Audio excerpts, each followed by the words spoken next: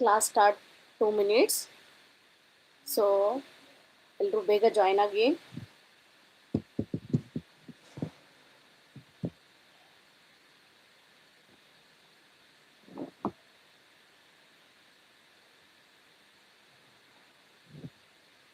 ಇನ್ನೊಂದು 2 minutes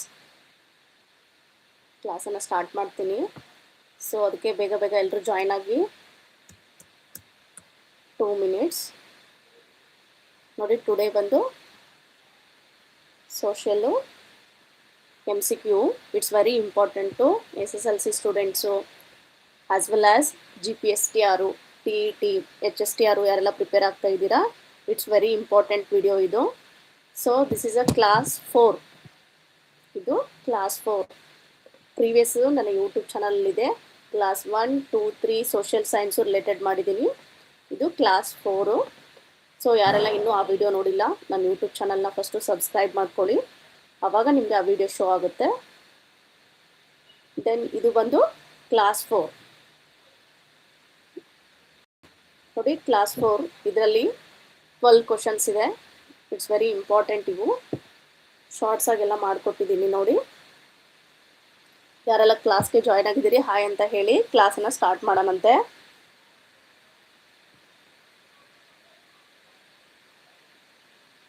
ಬೇಗ ಬೇಗ ಜಾಯ್ನ್ ಆಗಿ.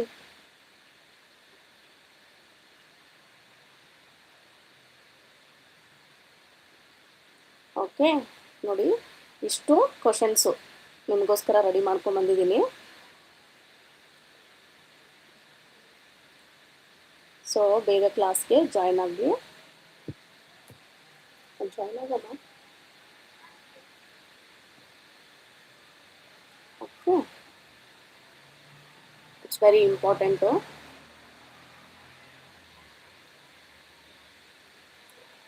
ಸೊ ಎಲ್ಲರೂ ಬಂದ್ರಿ ಅನ್ಕೋತೀನಿ. ಸೊ ಕ್ಲಾಸನ್ನು ಸ್ಟಾರ್ಟ್ ಮಾಡಿಬಿಡೋಣ ಇವಾಗ.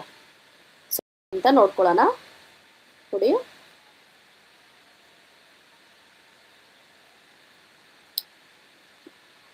Okay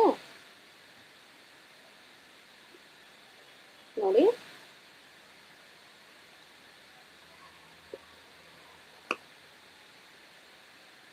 this is a MCQ questions, social science. Next first question ಏನಿದೆ ಅನ್ನೋದನ್ನು ನೋಡ್ಕೊಂಬಿಡೋಣ. ಓಕೆ, ಇಟ್ಸ್ ವೆರಿ ಇಂಪಾರ್ಟೆಂಟ್ ಇವು. Okay, hi hi Shilpa. Okay, come fast. ಇನ್ನೊಂದು 2 minutes ವೇಟ್ ಮಾಡೋಣ. ಶಿಲ್ಪಾ ಕ್ಲಾಸನ್ನು ಸ್ಟಾರ್ಟ್ ಮಾಡ್ಕೊಂಬಿಡೋಣ. It's hi.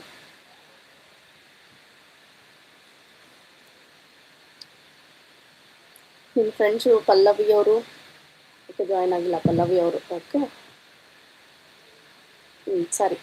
ಸೊ ಫಸ್ಟ್ ಕ್ವಶನಿಗೆ ಮೂವ್ ಆಗಿಬಿಡೋಣ. ಶಿಲ್ಪಾ ಏನಿದೆ ನೋಡ್ಕೊಳ್ಳೋಣ. ಫಸ್ಟ್ ಕ್ವಶನ್ನು ಇದು ಕ್ಲಾಸ್ 4 ಸೋಷಿಯಲ್ ಸೈನ್ಸು. ಇದು ಕ್ಲಾಸ್ 4 ಏನಿದೆ ನೋಡೋಣ. ಓಕೆ, ವಿಸ್ತೀರ್ಣದಲ್ಲಿ ಭಾರತದ ಅತಿ ಚಿಕ್ಕ ರಾಜ್ಯ ಯಾವುದು? ವಿಸ್ತೀರ್ಣದಲ್ಲಿ ಭಾರತದ ಅತಿ ಚಿಕ್ಕ ರಾಜ್ಯ ಯಾವುದು? ನೋಡಿ, ಇದು MCQ ಕ್ವಶನ್ಸು, ವೆರಿ ಇಂಪಾರ್ಟೆಂಟು. ನಾವು ಭಾರತದ ವಿಸ್ತೀರ್ಣವನ್ನು ನೋಡಿದಾಗ ಅತಿ ಚಿಕ್ಕ ರಾಜ್ಯ ಯಾವುದು? Okay, option C Goa, options B Sikkim, option C Tripura, option D Manipur. So which one is right answer? 1 minute time ಇದೆ. ಥಿಂಕ್ ಮಾಡಿ ಆನ್ಸರ್ ಮಾಡಿ, ಚಾರ್ಟ್ ಮಾಡಿ. ಎ.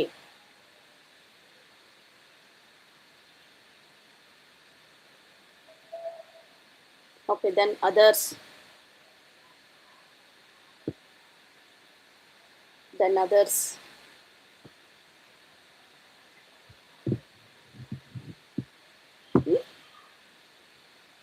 ಓಕೆ, ಶಿಲ್ಪಾ ಅವರು ಹೇಳ್ತಾ ಇದ್ದಾರೆ ಗೋವಾ ಅಂತ ಹೇಳ್ತಾ ಇದ್ದಾರೆ. Okay, then others. ಭಾರತದ ವಿಸ್ತೀರ್ಣದೊಳಗೆ. ಓಕೆ, ನಾವು ವಿಸ್ತೀರ್ಣ ನೋಡಿದಾಗ ಅತಿ ಚಿಕ್ಕ ರಾಜ್ಯ ಯಾವುದು? Okay, yes, your answer is right. ಭಾರತದ ಅತಿ ಚಿಕ್ಕ ರಾಜ್ಯ ಯಾವುದು ಅಂದರೆ ಗೋವಾ. ಗುಡ್. ಹಾಗಿದ್ರೆ ಇದ್ರ ವಿಸ್ತೀರ್ಣ ಎಷ್ಟಿರ್ಬೋದು ಶಿಲ್ಪ? ನೋಡು, ಏನಾದರೂ ಗೊತ್ತಿದೆನಾ ಇದ್ರ ವಿಸ್ತೀರ್ಣ ಎಷ್ಟಿದೆ ಅಂತ ಅನ್ನೋದು? ನೀವು ಎ ಅಂತ ಹೇಳ್ತಾ ಇದ್ದೀರಾ. Right, your answer is right. But ನಾವು ಚಿಕ್ಕದು ಅಂದ ತಕ್ಷಣ ನಾವು ಅದ್ರದ್ದು ಒಂದು ಸ್ವಲ್ಪ ನೋಡ್ಕೊಳ್ಳೋಣ. ಓಕೆ, ಅನ್ನು ರೈಟ್. ಅದರ ವಿಸ್ತೀರ್ಣ ಎಷ್ಟು?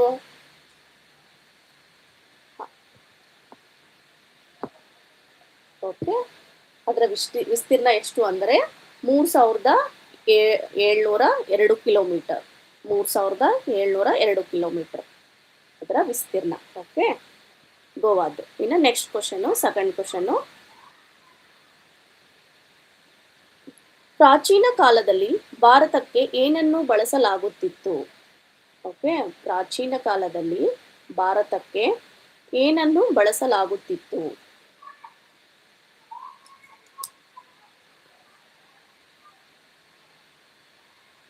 ನೋಡಿ, ಏನನ್ನು ಬಳಸಲಾಗಿತ್ತು ಪ್ರಾಚೀನ ಕಾಲದಲ್ಲಿ ವ್ಯಾಪಾರಕ್ಕೆ? ಆಪ್ಷನ್ ಎ ಕಾಗದದ ನೋಟುಗಳು, ಆಪ್ಷನ್ ಬಿ ಡಿಜಿಟಲ್ ಹಣ, ಆಪ್ಷನ್ ಸಿ ನಾಣ್ಯಗಳು, ಆಪ್ಷನ್ ಡಿ ವಿನಿಮಯ. Okay, then others.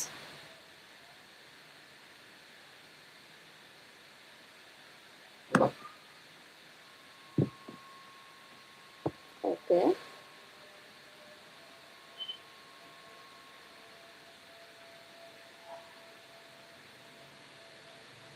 ಬೇಗ ಚಾರ್ಟ್ ಮಾಡಿ. ಅದರ್ಸ್, ನಾಣ್ಯಗಳು. ಶಿಲ್ಪ ಅವ್ರು ಹೇಳ್ತಾ ಇದ್ದಾರೆ ನಾಣ್ಯಗಳು ಅಂತ ಹೇಳ್ತಾ ಇದ್ದಾರೆ. ಓಕೆ, ಥಿಂಕ್ ಮಾಡು ಶಿಲ್ಪ ಇನ್ನೊಂದು ಸ್ವಲ್ಪ. ಭಾರತದ ವ್ಯಾಪಾರಕ್ಕೆ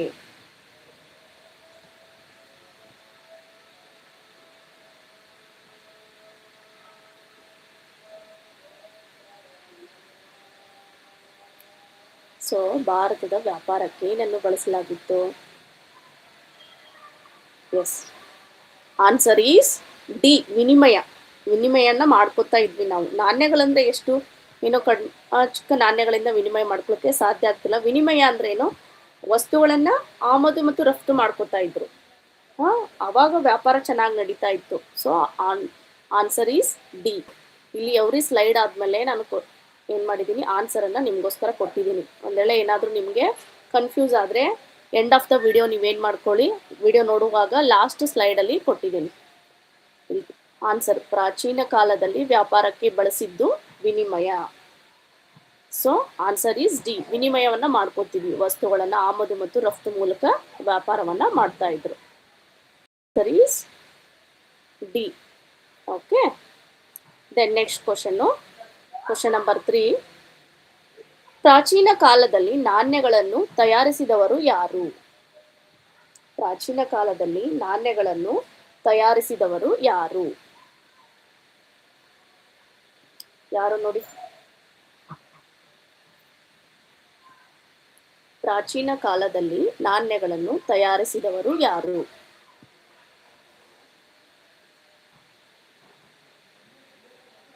okay, then others.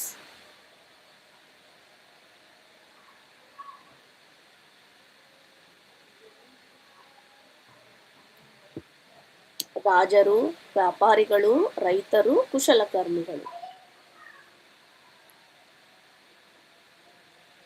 Okay, yes, your answer is right. A is right. ಯಾರು? ರಾಜರು ನಾಣ್ಯಗಳನ್ನು ಹೊಡಿಸ್ತಾರೆ. ಯಾವುದು? ಚಿನ್ನದ ನಾಣ್ಯ, ಬೆಳ್ಳಿ ನಾಣ್ಯ, ಓಕೆ, ತಾಮ್ರದ ನಾಣ್ಯಗಳನ್ನು ಈ ಥರ ಹೊಡಿಸ್ತಾರಲ್ಲ. ವ್ಯಾಪಾರಿಗಳಲ್ಲ, ರೈತರು ಅಲ್ಲ, ಕುಶಲಕರ್ಮಿಗಳೂ ಅಲ್ಲ. ಸೊ ನಾಣ್ಯಗಳನ್ನು ತಯಾರಿಸುವರು ರಾಜರು. Okay, good. Then next question. ಈ ನಾಣ್ಯಗಳ ಬಗ್ಗೆ 1 ಮಾರ್ಕ್ ಕ್ವಶನ್ಸ್ ಇರ್ತದೆ. ಇದು ನಾಟ್ ಓನ್ಲಿ ಹೇಳಿದ್ನಲ್ಲ, ಇದು GPSTR, TET, ಟೀಚರ್ ಪೋಸ್ಟ್ ಎಕ್ಸಾಮ್ಗೂ ಸಹ ಇದು GKಗೆ ತುಂಬ ಹೆಲ್ಪ್ಫುಲ್ ಆಗುತ್ತೆ ಈ ಕ್ವಶನ್. ದೆನ್ನು ನೆಕ್ಸ್ಟ್ ಕ್ವಶನ್ ನೋಡಿ. ಆಫ್ರಿಕಾದ ದಕ್ಷಿಣ ತುದಿಯ ಸುತ್ತಲೂ ಹಡಗಿನಲ್ಲಿ ಪ್ರಯಾಣಿಸಿದ ಮೊದಲ ಪೋರ್ಚುಗೀಸ್ ದಂಡಯಾತ್ರೆಯನ್ನು ಯಾರು ಮುನ್ನಡೆಸಿದರು? ಸೊ ಕ್ವಶನ್ ಒಂದು ಸ್ವಲ್ಪ ಲೆಂತಿ ಆಗ್ಬೋದು, ಬಟ್ ಇದ್ರದ್ದು ಬ್ರೀಫಾಗಿ ಹೇಳ್ತೀನಿ ನೋಡಿ.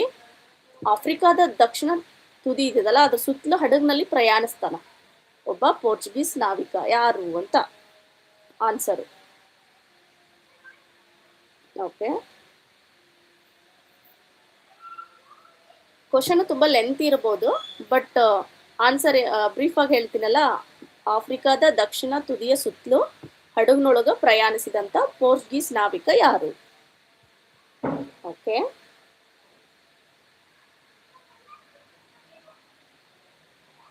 ಗುಡ್. ಆನ್ಸರ್ ಮಾಡಿ. ಓಕೆ, ಶಿಲ್ಪಾ ಹೇಳ್ತಾ ಇದ್ದಾಳೆ ಬಿ, ಅನು ಹೇಳ್ತಾ ಇದ್ದಾಳೆ ಬಿ. ರೈಟ್. ದೆನ್ ಮತ್ ಅದರ್ಸ್?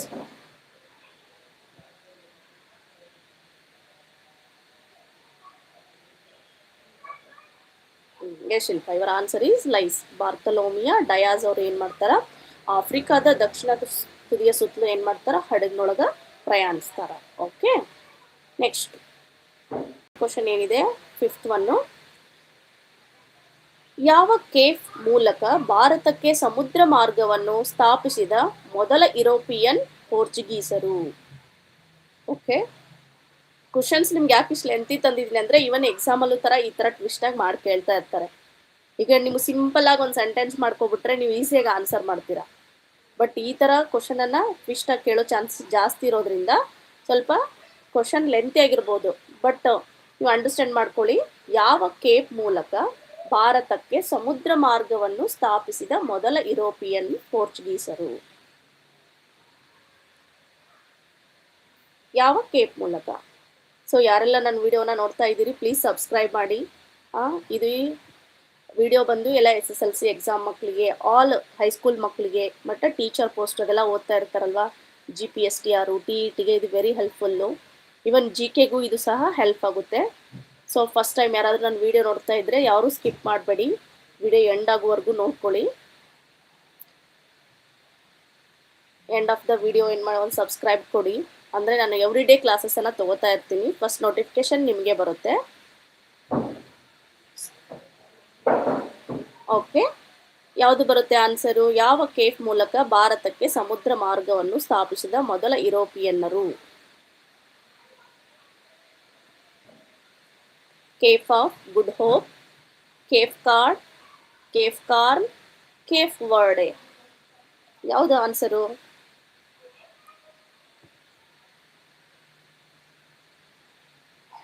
ಎಸ್ ಎಸ್ ಎಸ್, ಇವರ ಆನ್ಸರ್ ಈಸ್ ರೈಟ್. ಯಾವುದು? Cape of Good Hope. ಅಲ್ಲಿ ದಕ್ಷಿಣದ ತುದಿಯೊಳಗೆ ಏನು ಮಾಡ್ತಾರೆ, ಅಲ್ಲಿಂದ ಸಮುದ್ರ ಮಾರ್ಗವನ್ನು ಸ್ಥಾಪನೆ ಮಾಡ್ತಾರೆ. Option A is right. Okay, ಅಷ್ಟೇ ನೋಡಿ. ಇದು ಯುರೋಪಿಯನ್ನರ್ದು ಚಾಪ್ಟರ್ ವೆರಿ ಇಂಪಾರ್ಟೆಂಟು, ಅದಕ್ಕೋಸ್ಕರ ಕ್ವಶನ್ಸ್ ಪದೇ ಪದೇ ರಿಪೀಟ್ ಆಗ್ತಾ ಇದೆ. ಬಟ್ ಡಿಫ್ರೆಂಟಾಗಿ ತರ್ತಾ ಇದ್ದೀನಿ, ಅದೇ ಕ್ವಶನ್ನ ಥರ ತರ್ತಾ ಇಲ್ಲ. ಕ್ವಶನನ್ನು ಬೇರೆ ಬರೋ ಥರ ಎಲ್ಲ ಆ್ಯಂಗಲಲ್ಲಿ ನಾನು ನೋಡಿಕೊಂಡು ಕ್ವಶನನ್ನು ಕ್ರಿಯೇಟ್ ಮಾಡಿದ್ದೀನಿ. ಸೊ ನೆಕ್ಸ್ಟ್ ಕ್ವಶನ್ನು, ಅಂಗಸಂಸ್ಥೆ ಮೈತ್ರಿ ನೀತಿಯನ್ನು ಯಾರು ಪರಿಚಯಿಸಿದರು?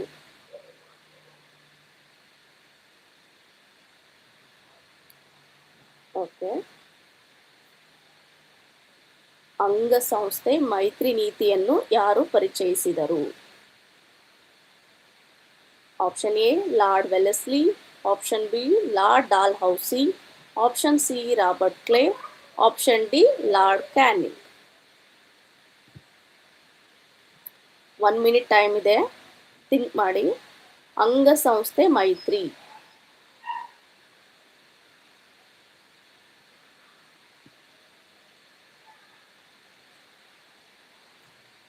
ಯಾರು ಪರಿಚಯಿಸ್ತಾರೆ? ಅಂಗಸಂಸ್ಥೆ ಮೈತ್ರಿ ನೀತಿಯನ್ನ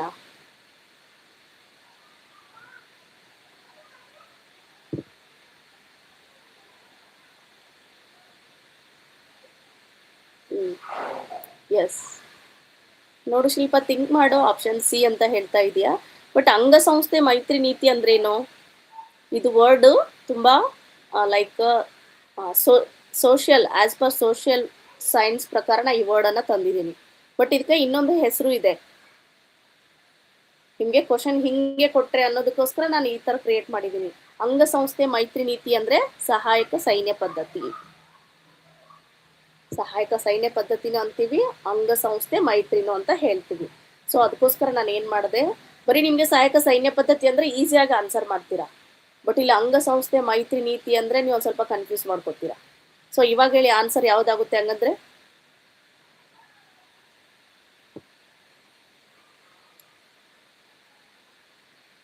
ಅಂಗಸಂಸ್ಥೆ ಮೈತ್ರಿ ನೀತಿ.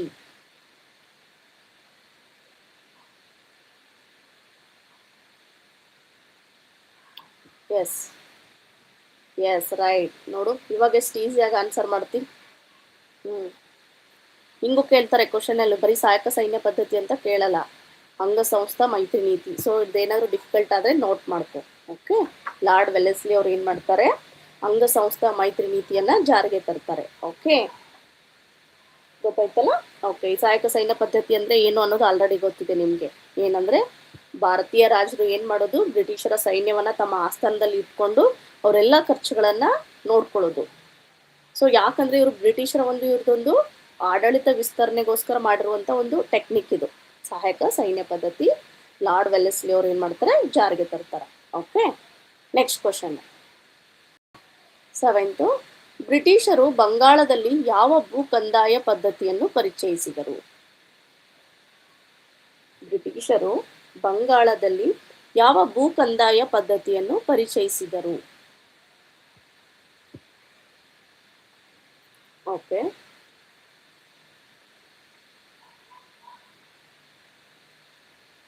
then others.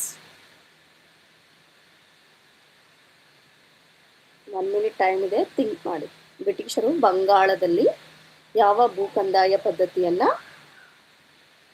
ಜಾರಿಗೆ ತರ್ತಾರೆ ಅಂತ.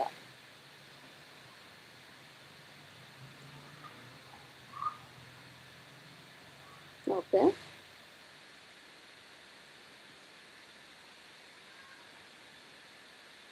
then others. ರೈತವಾರಿನ, ಮಹಲ್ವಾರಿನ, ಜಮೀನ್ದಾರಿನ, ಜಹಾಂಗೀರ್. ಇದು ಜಹಾಂಗೀರ್ ಆಗಬೇಕಾಗಿತ್ತು. ಓಕೆ, ಎಸ್, ಆನ್ಸರ್ ಏನು ಬರುತ್ತೆ ಹೇಳಿ? Answer is C. Yes, C. ಬಂಗಾಳದೊಳಗೆ ಅವ್ರು ಏನು ಮಾಡ್ತಾರೆ, ಜಮೀನ್ದಾರಿ ಪದ್ಧತಿಯನ್ನು ಜಾರಿಗೆ ತರ್ತಾರೆ. ಮೀನ್ಸ್ ಜಮೀನ್ದಾರಿ ಅಂದರೆ ಗೊತ್ತಲ್ಲ, ಶಾಶ್ವತ ಜಮೀನ್ದಾರಿ ಪದ್ಧತಿ, ಕಾಯಂ ಜಮೀನ್ದಾರಿ ಪದ್ಧತಿ, ಪರ್ಮನೆಂಟ್ ಸೆಟಲ್ಮೆಂಟನ್ನು ಇವರು ಜಾರಿಗೆ ತರ್ತಾರೆ. ಓಕೆ, 3 ಕಂದಾಯ ಪದ್ಧತಿಗಳನ್ನು ಜಾರಿಗೆ ತರ್ತಾರೆ ಅಲ್ವಾ? ಅದರೊಳಗೆ ಇದು ಒಂದು, ಕಾಯಂ ಜಮೀನ್ದಾರಿ ಪದ್ಧತಿ ಒಂದು. Next question 8th. ಸತಿ ಪದ್ಧತಿಯನ್ನು ನಿರ್ಮೂಲನೆ ಮಾಡಲು ಯಾವ ಭಾರತೀಯ ಸುಧಾರಕರು ಬ್ರಿಟಿಷರೊಂದಿಗೆ ಕೆಲಸ ಮಾಡಿದರು? ನೋಡಿ, ಇಲ್ಲಿ ಭಾರತೀಯ ಸುಧಾರಕರು ಇದೆರಲ್ಲ, ಅದು ಲೆಸನ್ ಅದರಿಂದ ತೊಗೊಂಡಿದ್ದೀನಿ. ಎಲ್ಲ ಲೆಸನ್ನಿಂದ ಚೂಸ್ ಮಾಡಿಕೊಂಡು ಯಾವುದ್ಯಾವ್ದು ಇಂಪಾರ್ಟೆಂಟ್ ಅನ್ನೋದನ್ನು ಎವ್ರಿಡೇ ನಿಮಗೋಸ್ಕರ ತರ್ತಾ ಇದ್ದೀನಿ. ಸೊ ಕ್ಲಾಸನ್ನು ಯಾರೂ ಮಿಸ್ ಮಾಡ್ಕೋಬೇಡಿ. ಎವ್ರಿಡೇ ನೋಡಿದರೆ ಮಾತ್ರ ನೀವು ಸೋಷಿಯಲ್ ಸೈನ್ಸಲ್ಲಿ ಔಟ್ ಆಫ್ ಔಟ್ ತೆಗಿಲಿಕ್ಕೆ ಚಾನ್ಸಸ್ ಇರುತ್ತೆ. ಓಕೆ, ಸತಿ ಪದ್ಧತಿಯನ್ನು ನಿರ್ಮೂಲನೆ ಮಾಡಲು.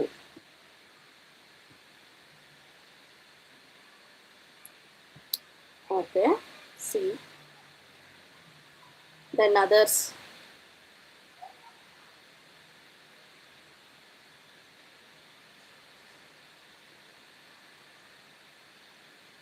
yes, right. your answer is right. ಯಾರಂದ್ರೆ ರಾಜಾರಾಮ್ ಮೋಹನ್ ರಾಯ್ ಅವರು. ರಾಜಾರಾಮ್ ಮೋಹನ್ ರಾಯ್ ಅವರು ಏನು ಮಾಡ್ತಾರೆ ಅಂದರೆ ಸತಿ ಪದ್ಧತಿಯನ್ನು ನಿರ್ಮೂಲನೆ ಮಾಡಲಿಕ್ಕೆ ತುಂಬ ಹೋರಾಟ ಮಾಡ್ತಾರೆ. ಸೊ ಇವರು ಅದೇ ಥರ ಮಾಡ್ತಾರೆ. ಓಕೆ, ನೆಕ್ಸ್ಟ್ ಕ್ವಶನ್ನು, ಜಮೀನ್ದಾರಿ ವ್ಯವಸ್ಥೆಯ ಒಂದು ನಕಾರಾತ್ಮಕ ಪರಿಣಾಮವೇನು? ಇವಾಗ ಜಮೀನ್ದಾರಿ ಪದ್ಧತಿ ಬಗ್ಗೆ ನಮಗೆ ಗೊತ್ತಾಯಿತು. ಸೊ ಅದರ ನಕಾರಾತ್ಮಕ ಮೀನ್ಸ್ ಬ್ಯಾಡ್ ಪರಿಣಾಮ ಏನು? ಆಪ್ಷನ್ಸನ್ನು ಓದ್ಕೊಳ್ಳಿ ಒಂದ್ಸಲ. ಯಾವುದು ಕರೆಕ್ಟ್ ಆನ್ಸರನ್ನು ಚಾರ್ಟ್ ಮಾಡಿ, ಯಾವುದು ರೈಟ್ ಆನ್ಸರ್ ಅನ್ನೋದನ್ನು ಚಾರ್ಟ್ ಮಾಡಿ.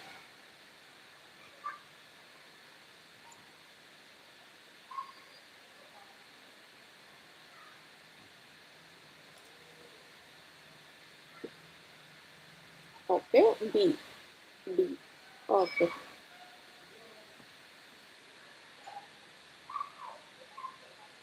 ಎಸ್.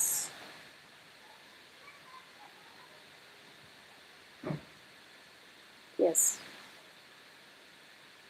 ಎಸ್ ಶಿಲ್ಪ, ಇವರ ಆನ್ಸರ್ ಈಸ್ ರೈಟ್.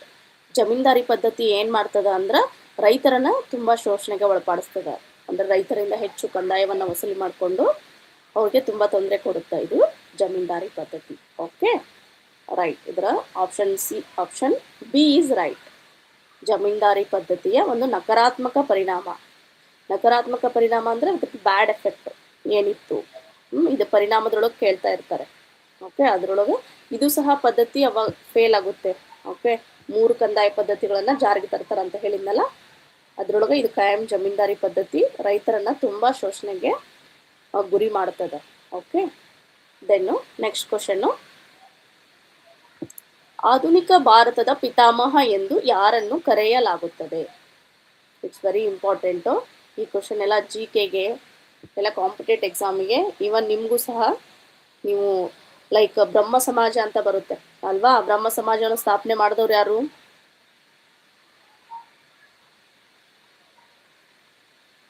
ಹೇಳಿ, ಬ್ರಹ್ಮ ಸಮಾಜವನ್ನು ಸ್ಥಾಪನೆ ಮಾಡಿದವರು? ಓಕೆ, ಹಾಂ, 10th ಕ್ವಶನ್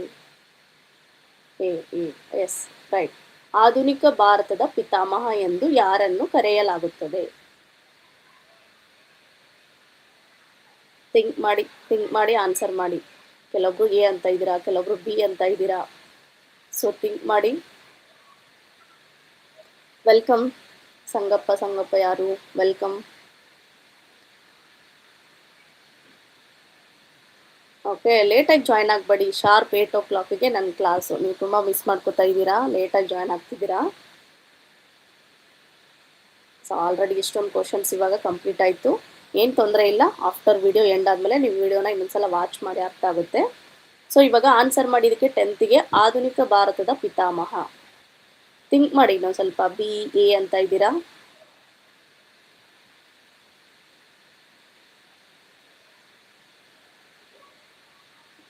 ಯಾವ್ದು ಬರುತ್ತೆ?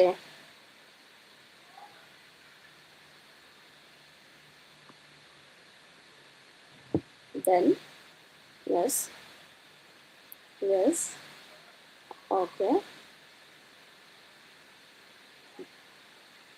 Okay then others.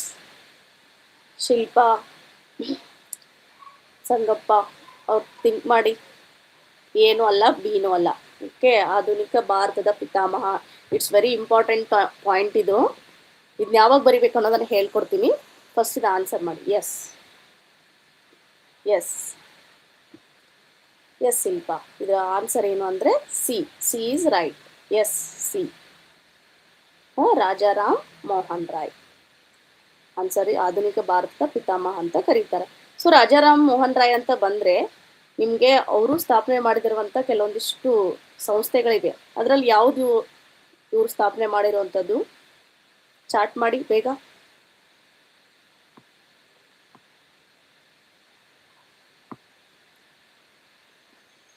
ಜಸ್ಟ್ ಈಗ ನಾವು ಅವ್ರ ಬಗ್ಗೆ ಓದ್ತಾ ಇದ್ವಿ ಅಂದಮೇಲೆ ಒಂದು ಸ್ವಲ್ಪ ಅವ್ರ ಬಗ್ಗೆ ರಿಕಾಲ್ ಮಾಡ್ಕೊಳ್ಳೋಣ. ಓಕೆ,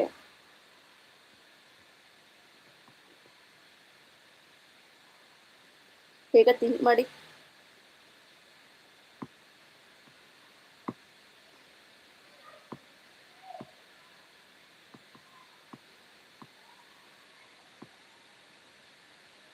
ಎಸ್, ರಾಜಾರಾಮ್ ಮೋಹನ್ ರಾಯರವರು ಬಂದರೆ ಎಸ್ ಬ್ರಹ್ಮ ಸಮಾಜ. ರಾಜಾರಾಮ್ ಮೋಹನ್ ರಾಯರು ಬ್ರಹ್ಮ ಸಮಾಜವನ್ನು 1828ರಲ್ಲಿ ಏನು ಮಾಡ್ತಾರೆ? ಕೋಲ್ಕತ್ತಾದೊಳಗೆ ಸ್ಥಾಪನೆ ಮಾಡ್ತಾರೆ. ಓಕೆ, ಅದಕ್ಕೋಸ್ಕರ ನೀವು ಬ್ರಹ್ಮ ಸಮಾಜ ಅಂತ ಬರೆಯುವಾಗ ಅವಾಗ ಸ್ವಲ್ಪ ಇದನ್ನ ಹೈಲೈಟ್ ಮಾಡಬೇಕು. ಆಧುನಿಕ ಭಾರತದ ಪಿತಾಮಹ ಅಂತ ರಾಜಾರಾಮ್ ಮೋಹನ್ ರಾಯ್ ಅವ್ರನ್ನ ಕರಿತೀವಿ ಅಂತ ಹಾಕಿದ್ರೆ ಈಸಿಯಾಗಿ ನೀವು ಮಾರ್ಕ್ಸನ್ನು ತಗೋಬಹುದು. ಸೊ ಅದಕ್ಕೋಸ್ಕರ ಇದನ್ನ ಹೈಲೈಟ್ ಮಾಡಿ ಹೇಳಿದ್ದೀನಿ. ಓಕೆ, ನೆನ್ಪಿಟ್ಕೊಳ್ಳಿ. ಆಧುನಿಕ ಭಾರತದ ಪಿತಾಮಹ ರಾಜಾರಾಮ್ ಮೋಹನ್ ರಾಯ್. ಸ್ವಾಮಿ ವಿವೇಕಾನಂದ ಅಲ್ಲ, ದಯಾನಂದ ಸರಸ್ವತಿನೂ ಅಲ್ಲ. ಓಕೆ, ಹಾಗಿದ್ರೆ ದಯಾನಂದ ಸರಸ್ವತಿ ಅವ್ರ ಬಗ್ಗೆ ಬಂದರೆ ಇವ್ರು ಯಾವ ಸಮಾಜವನ್ನು ಸ್ಥಾಪನೆ ಮಾಡಿದ್ದಾರೆ ಹೇಳಿ? ಚಾರ್ಟ್ ಮಾಡಿ ಬೇಗ. ಶಿಲ್ಪಾ, ಸಂಗಪ್ಪ.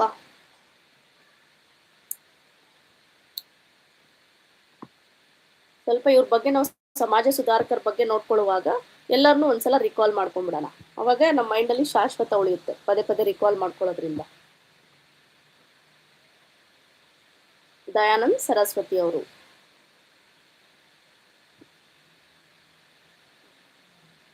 ಎಸ್, ಆರ್ಯ ಸಮಾಜ. ಗುಡ್. ದೆನ್ ಸ್ವಾಮಿ ವಿವೇಕಾನಂದ ಅವರು, ಜ್ಯೋತಿ ಬಾಪುಲೆ ಅವರು. ಹೇಳ್ಬಿಡಿ ಅದೊಂದು ಬೇಗ ಚಾರ್ಟ್ ಮಾಡಿ. ಯಾಕಂದ್ರೆ ಈ 1 ಮಾರ್ಕ್ ಕ್ವಶನ್ಸ್ ಇದು ವೆರಿ ಇಂಪಾರ್ಟೆಂಟ್ ಇರ್ತವೆ, ಅದಕ್ಕೋಸ್ಕರ ಹೇಳ್ತಾ ಇದ್ದೀನಿ.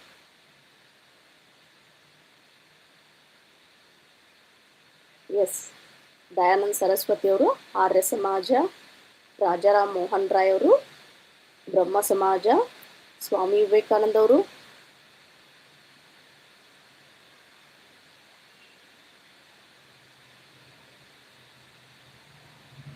Okay okay yes yes right. Okay, ನಾನೇ ಹೇಳ್ತೀನಿ ನೋಡಿ. ಸ್ವಾಮಿ ವಿವೇಕಾನಂದ ಅವರು ಏನು ಮಾಡ್ತಾರೆ, ರಾಮಕೃಷ್ಣ ಪರಮಹಂಸ ಮಿಷನ್ ಅನ್ನು ಸ್ಥಾಪನೆ ಮಾಡ್ತಾರೆ. ಜ್ಯೋತಿಬಾ ಫುಲೆ ಅವರು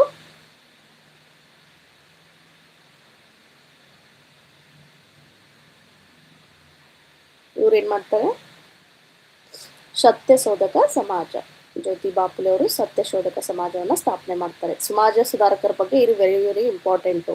ಅವ್ರ ನೇಮನ್ನು ಒಂದು ಕಡೆ ಬರೆದು ಅವರ ಯಾವ್ದು ಸಂಸ್ಥೆಗಳನ್ನು ಸೊಸೈಟಿಯನ್ನು ಸ್ಥಾಪನೆ ಮಾಡಿದ್ರೆ ಒಂದೊಂದು ಕಡೆ ಬರೆದ್ರೆ ಈಸಿಯಾಗಿ ನೀವು ಮಾರ್ಕ್ಸನ್ನು ತಗೋಬೋದು. ಸೊ ಈ ಚಾಪ್ಟರ್ ವೆರಿ ಇಂಪಾರ್ಟೆಂಟು. ಅದರಲ್ಲಿ ಎಕ್ಸ್ಪೆಷಲಿ ಆಧುನಿಕ ಭಾರತದ ಪಿತಾಮಹ ರಾಜಾರಾಮ್ ಮೋಹನ್ ರಾಯರ್ ಬಗ್ಗೆ ಇದು ವೆರಿ ಇಂಪಾರ್ಟೆಂಟು. ಯಾಕಂದರೆ ಇವರು ಸತಿ ಪದ್ಧತಿಯನ್ನು ನಿರ್ಮೂಲನೆ ಮಾಡ್ತಾರೆ, ಮಹಿಳಾ ಶಿಕ್ಷಣಕ್ಕೆ ಪ್ರೋತ್ಸಾಹ ಕೊಡ್ತಾರೆ, ಆಧುನಿಕ ಶಿಕ್ಷಣಕ್ಕೂ ಸಹ ಇವರು ಪ್ರೋತ್ಸಾಹ ಕೊಡ್ತಾರೆ. ಸೊ ಅದರಿಂದ ರಾಜಾರಾಮ್ ಮೋಹನ್ ರಾಯ್ ಅವರು very important. Then next question, ಯಾವ ಸುಧಾರಕನು ಎದ್ದೇಳಿ ಎಚ್ಚರವಾಗಿರಿ ಮತ್ತು ಗುರಿಯನ್ನು ತಲುಪುವವರೆಗೂ ನಿಲ್ಲಬೇಡಿ ಎಂದು ಪ್ರಸಿದ್ಧ ಘೋಷಣೆಯನ್ನು ಮಾಡ್ತಾರೆ? ಓಕೆ, 1 ಮಿನಿಟ್ ಮಾಡ್ರಿ. ಇದನ್ನ ಯಾರು ಇದು ಮಾಡ್ತಿದ್ರ ಆನ್ಸರನ್ನು ಮಾಡಿ. 1 ಮಿನಿಟ್ ಟೈಮ್ ಇದೆ, ಆಪ್ಷನನ್ನು ನೋಡ್ಕೊಳ್ಳಿ.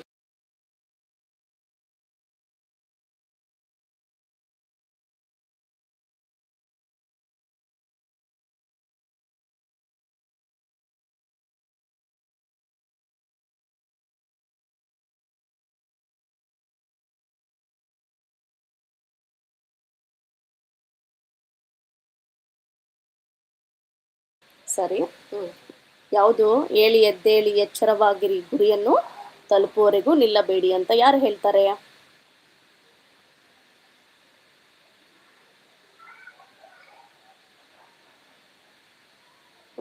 ಯಾವ ಸುಧಾರಕರು ಹೇಳ್ತಾರಂದ್ರೆ ಆನ್ಸರ್ ಈ ಸಿ, ಸ್ವಾಮಿ ವಿವೇಕಾನಂದ ಅವರು ಇದನ್ನ ಹೇಳ್ತಾರೆ. Okay, good. ಇದು ವೆರಿ ಇಂಪಾರ್ಟೆಂಟು. ಇದನ್ನು ಸಹ ಸ್ವಾಮಿ ವಿವೇಕಾನಂದರ ಬಗ್ಗೆ ನೀವು ಬರೆಯುವಾಗ ರಾಮಕೃಷ್ಣ ಪರಮಹಂಸ ಮಿಷನ್ ಬಗ್ಗೆ ಬರಿತಾ ಇರ್ತಿರಲ್ಲ, ಈ ವರ್ಡನ್ನು ನೀವು ಹೈಲೈಟ್ ಮಾಡಿ ಬರಿಬೇಕು. ಡಬಲ್ ಇನ್ವರ್ಟೆಡ್ ಕಾಮದಲ್ಲಿ ಏಳಿ ಎದ್ದೇಳಿ ಗುರಿಯನ್ನು ತಲುಪುವವರೆಗೂ ನಿಲ್ಲಬೇಡಿ ಅಂತ ಹೇಳ್ತಾರೆ. ಅದನ್ನು ಬರೆದ್ರೆ ನಿಮಗೆ ಈಸಿಯಾಗಿ ಮಾರ್ಕ್ಸನ್ನು ತಗೋಬೋದು. ಸೊ ಕ್ಲಾಸನ್ನು ಎಂಡ್ ಆಗೋವರೆಗೂ ನೋಡಿ, ಗ್ಯಾಪ್ ಮಾಡೋಕ್ಕೆ ಹೋಗಬೇಡಿ. ಓಕೆ, ಅರ್ಥ ಆಗಲ್ಲ. Answer is C. Next, this is last question. Jyotiba Phule ಅವರು ಈ ನಿಟ್ಟಿನಲ್ಲಿ ಕೆಲಸ ಮಾಡುವುದರಲ್ಲಿ ಪ್ರಸಿದ್ಧರಾಗಿದ್ದರು. ಓಕೆ, ಜ್ಯೋತಿಬಾ ಫುಲೆ ಅವರು ಈ ನಿಟ್ಟಿನಲ್ಲಿ ಕೆಲಸ ಮಾಡುವುದರಲ್ಲಿ ಪ್ರಸಿದ್ಧರಾಗಿದ್ದರು. ನೋಡಿ, ಯಾವುದು ಆಪ್ಷನನ್ನು ಓದ್ಕೊಳ್ಳಿ, ಯಾವುದು ರೈಟ್ ಆನ್ಸರ್ ಅನ್ನೋದನ್ನು ಹೇಳಿ.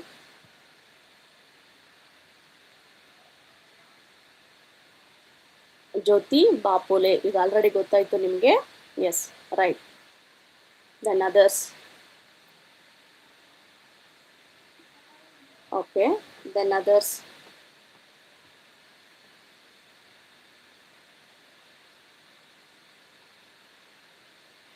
ಓಕೆ, ಜ್ಯೋತಿಬಾ ಫುಲೆ ಅವರು ಅನ್ನೋದು ಮಹಿಳೆಯರು ಮತ್ತು ಏನು ಮಾಡ್ತಾರೆ, ಕೆಳಜಾತಿಯವ್ರಿಗೆ ಶಿಕ್ಷಣಕ್ಕೋಸ್ಕರ ಅವ್ರು ಏನು ಮಾಡ್ತಾರೆ, ಒತ್ತು ಕೊಡ್ತಾರೆ.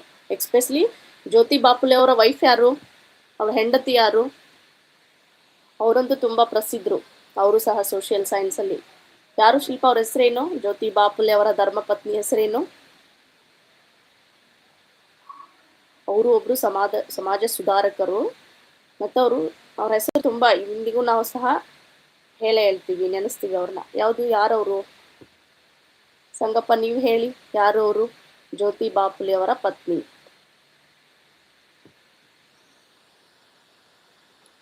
ನೀವು ಸಂಗಪ್ಪ ಅವ್ರು ಬೇಗ ಜಾಯ್ನ್ ಆಗಬೇಕು. ನೀವು 8 o'clock ಜಾಯ್ನ್ ಆಗಬೇಕು ಶಾರ್ಪ್ ಆಗಿ, ಅಂದರೆ ನಿಮಗೆಲ್ಲ ಕ್ವಶನ್ಸು ಗೊತ್ತಾಗುತ್ತೆ.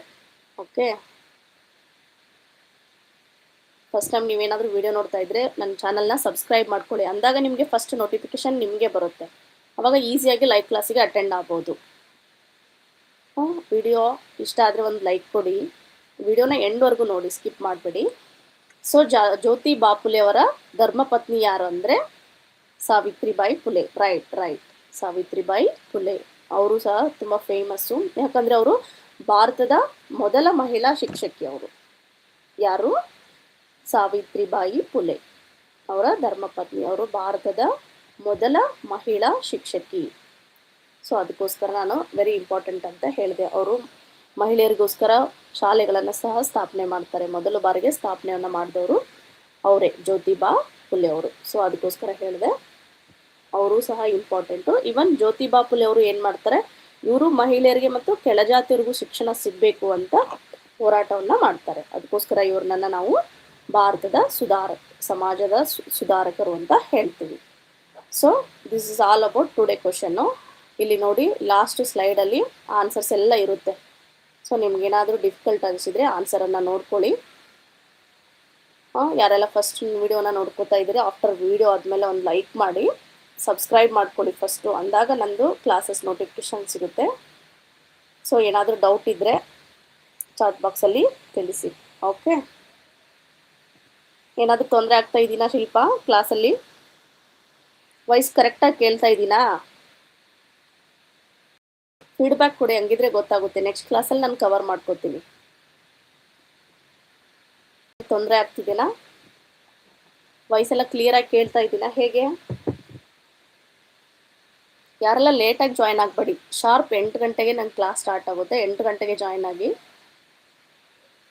ಒಂದು ವೇಳೆ ಯಾರಾದರೂ ಜಾಯ್ನ್ ಆಗಿಲ್ಲ ಅಂದರೆ ಈ video end of the video ನೋಡಿ, ಇಷ್ಟು ಚೆನ್ನಾಗಿರುವಂಥ ಕ್ವಶನ್ಸನ್ನು ನಿಮಗೋಸ್ಕರ ತಂದಿದ್ದೀನಿ.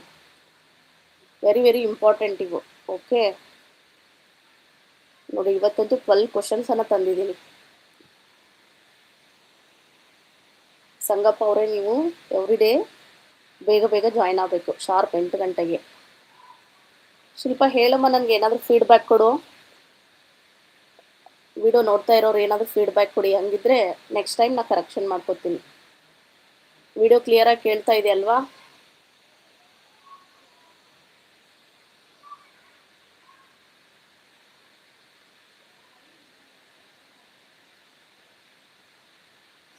ಕ್ಲಿಯರ್ ಇದೆ. ಓಕೆ ಥ್ಯಾಂಕ್ ಯು ಶಿಲ್ಪ. ಮತ್ತೆ ಇದೇ ಟೈಮ್ಗೆ ಶಾರ್ಪ್ 8 ಗಂಟೆಗೆ ನಾಳೆ ಮತ್ತೆ ಹೊಸ ಸಬ್ಜೆಕ್ಟ್ನೊಂದಿಗೆ, ಬೇರೆ ಸಬ್ಜೆಕ್ಟ್ನೊಂದಿಗೆ ನಿಮಗೋಸ್ಕರ ತೊಗೊಂಡು ಬರ್ತೀನಿ. ಯಾರೂ ಕ್ಲಾಸನ್ನು ಮಿಸ್ ಮಾಡ್ಕೋಬೇಡಿ.